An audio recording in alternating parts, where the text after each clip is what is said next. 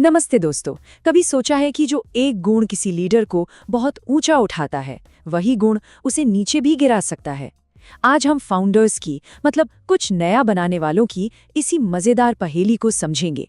चलिए साथ में इस सफर पर निकलते हैं। तो एक सवाल से शुरुआत करते हैं। जब हम एक बहुत बड़े लीडर के बारे में सोचते हैं, तो क्या हमारे मन में कोई एकदम नॉर्मल सा, हमेशा शांत रहने वाला इंसान आता है, या कुछ और?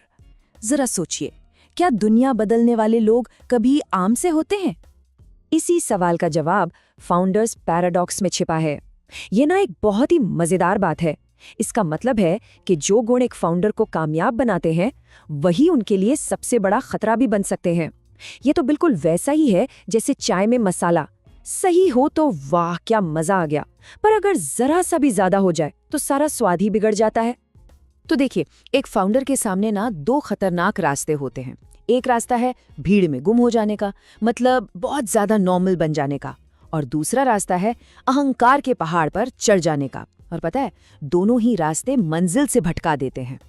इसे ना आशा और सुरेश की कहानी से समझते हैं। एक तरफ है आशा, जो हमेशा यही कोशिश करती है कि वो सबके जैसी लगे, सबसे घुल मिल जाए, बिल्कुल नॉर्मल। और नतीजा, उसका जो अपना खास टैलेंट है वो भीड़ में कहीं खो जाता है। और दूसरी तरफ है सुरेश, जिसे लगता है कि बस वही सब कुछ जानता है, और नतीजा, उसकी टीम हमेशा परेशान रहती है और काम में गड़बड़ी होती रहती है। देखा, दोनों ही अपने रास्ते से भटक गए हैं ना।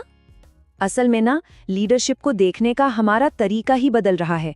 पुरानी सोच क्या थी कि एक मैनेजर की तरह रहो, अपनी भावनाओं को काबू में रखो और हर चीज कंट्रोल करो। लेकिन नई सोच कहती है कि आपका अलग होना, आपका अनोखापन ही आपकी असली ताकत है।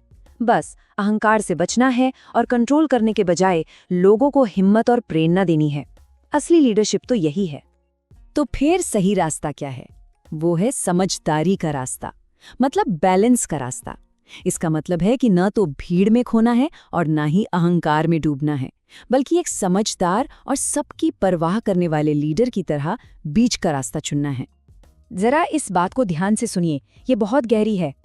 फाउंडर्स ताकतवर इसलिए नहीं होते कि वो सब कुछ खुद करते हैं, बल्कि इसलिए कि वो हर किसी को अपना बेस्ट करने के लिए प्रेरित करते हैं। एक सच्चा लीडर वो नहीं जो सारे काम खुद करे, बल्कि वो है जो दूसरों के अंदर छुपे हीरो को जगाए। और जब कोई लीडर ये बैलेंस सीख लेता है ना, तो सच में जादू हो जाता है। उनकी कंपनी एक मजबूत पेड़ जैसी बन जाती है। उनका विजन एकदम साफ होता है, कंपनी का माहौल बहुत अच्छा होता है, और वो बिना घमंड के बड़े बड़े और साहसी फैसले ले पाते हैं। यही होती है असली और लंबे समय तक चलने वाली लीडरशिप। चलिए अब कुछ महान फाउंडर्स की कहानियों से इस राज को और अच्छे से समझते हैं। आखिर कहानियों से सीखना हमेशा आसान और मजेदार होता है ना? तो हमारी पहली कहानी है पेपाल बनाने वालों की। पता है, ये कोई आम लोग नहीं थे, ये सबके सब आउटसाइडर थे।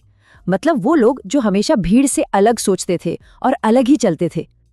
आपको सुनकर हैरानी होगी कि उनमें से कई लोग दूसरे देशों से आए थे, और कुछ तो इतने शरारती थे कि स्कूल में बॉम्ब तक बना चुके थे।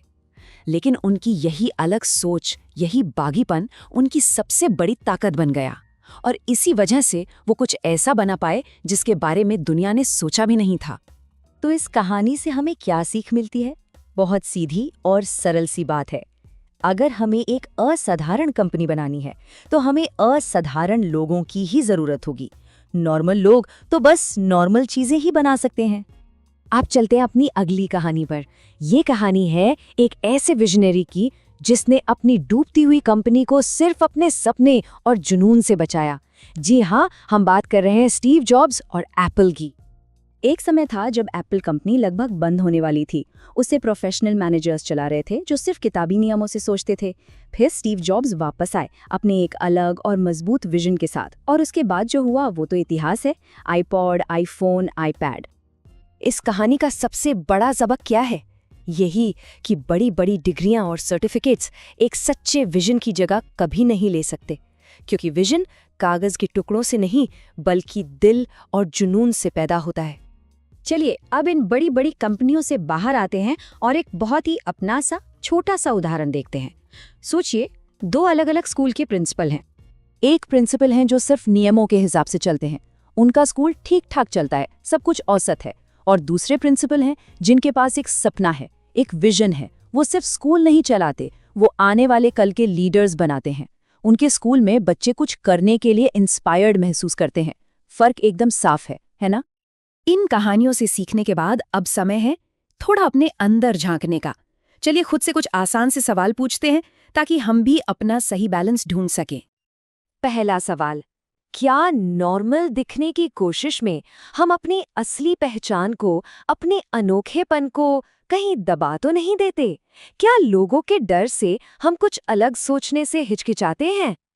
दूसरा सवाल, क्या तारीफ हमारे लिए एक मीठे जहर जैसी बन जाती है? क्या थोड़ी सी कामयाबी मिलते ही हमारे पैर जमीन से उठने लगते हैं? ये सवाल हमें अहंकार के जाल से सावधान करता है।